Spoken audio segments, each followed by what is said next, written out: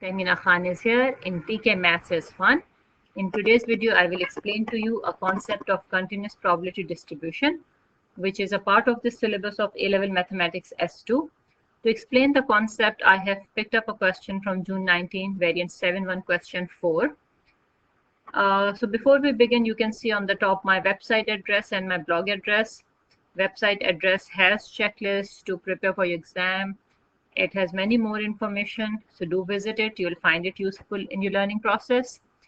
And website blog address has all the videos I have made so far. They are free, so I hope you will find it useful. So let's begin with the question. So the diagram is given to you, and what information is given to you? That this diagram shows the graph of the probability density function, and the graph is between 0 to a. So x is 0 to a.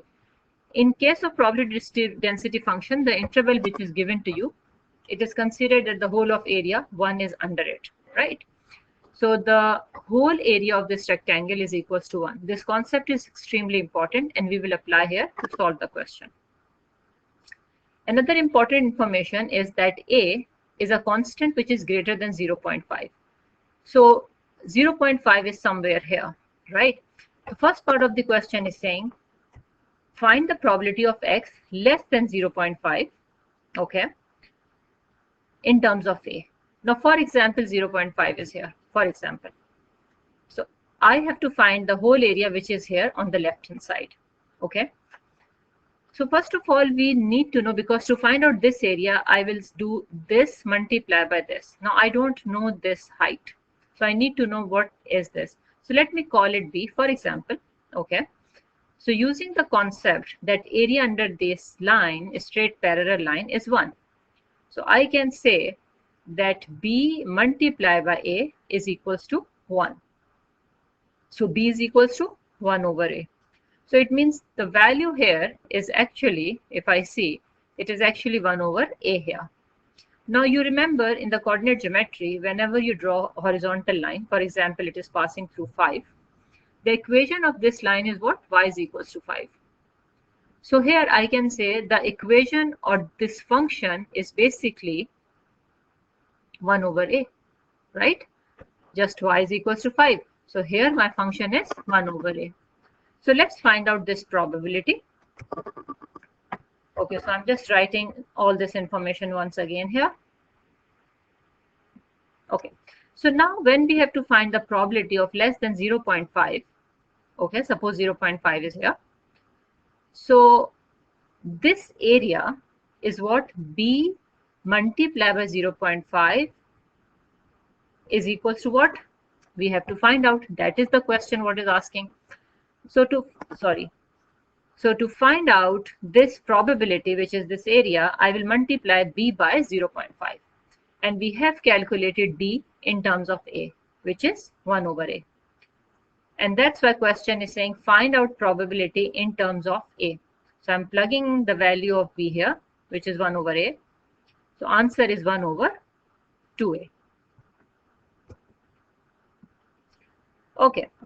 So second part of the question is saying find out mean in terms of a.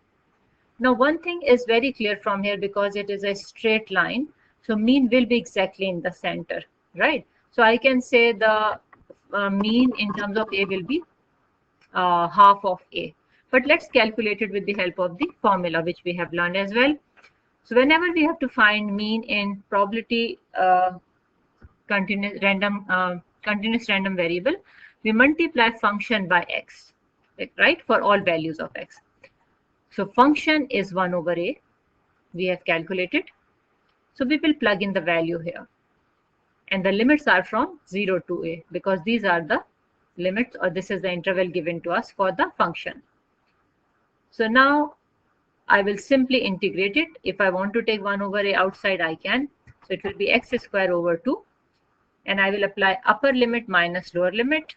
And it will help me to get a over 2, which is same thing which we were doing it mentally here. I hope you remember integration. We do x squared divided by 2. Okay. Now we have to show that variance is a square over 12. Now for that you need to remember the formula for the variance. Variance formula is you integrate the function multiplied by x square. And what was our function? 1 over a minus mean square. So this formula you need to remember. So I'm substituting the value of f of x, which is 1 over a x square. Limits are from 0 to a because it is again for all values of x. And my mean was a over 2 from the previous part, so I'm squaring it. After that, 1 over a is constant out. I'm applying integration on x square. It will become x cube over 3. And then this is my upper limit and lower limit. So it will be a cube over 3 minus a square over 4. See, a cube over 3 minus a square over 4. And this is multiplying by 1 over a. So I got a square over 3 minus a square over 4, which is equals to a square divided by 12. And this is what we had to prove. So we have shown here. Now, part B of the same question is different. It is not from the part linked from part A. So probability density function is given to you. Random variable t has probability density function. And the values or the interval which is given to you is 2 to 4. So your whole area under the curve between limit 2 to 4 will be equals to 1. Okay, the probability will be equals to 1. You have to find the value of b such that this statement is given to you. So we will simply apply the formula here. When question says, by the way, less than equals to b, your least value is 2. When it is saying b, b is something in between them, right? So you will say from 2 to b is your limit because I'm saying less than equals to. So I will apply integration here on this function given to me, 2 to b, and it is equals to 3 over 4. Now 3 over 2 is a constant. I will take it out. I'm simply applying integration. This topic needs or wants you to have a strong understanding or basic understanding of integration, how to integrate functions. So I'm taking it in the numerator, it will become minus 2. And when I will integrate it, it will become minus 2 plus 1 divided by minus 1, right? If you remember integration, if we have this function and we have to integrate, it is a plus x n plus 1 over n plus 1, and coefficient of x is 1, so it will be 1, right? After that, I will apply, first of all, let me simplify it. This will be minus 1, so I'll bring it in the denominator. Because it's better before substitution, you simplify the function. Then chances of errors are reduced. So after simplifying the function, now I will apply upper limit minus lower limit. So I have done 1 over b minus 1, minus 1 over 2 minus 1. So in place of t, I'm plugging in these limits. And then I'm simply solving it algebraically, simple manipulation, and I'm finding out the value of b. So I will take 1 here, or half here, half bring here, this whole term will go here, it will become plus. Whatever the way you like, you just do your calculation to calculate the value of b. So you get b is equals to 3. So this is how you will solve this question. I hope you have learned something from it. If you liked it, press like and subscribe button, and do share it with your friends. Your comments would be source of encouragement. You can give advice. Thanks a lot. Take care. Allah Hafiz.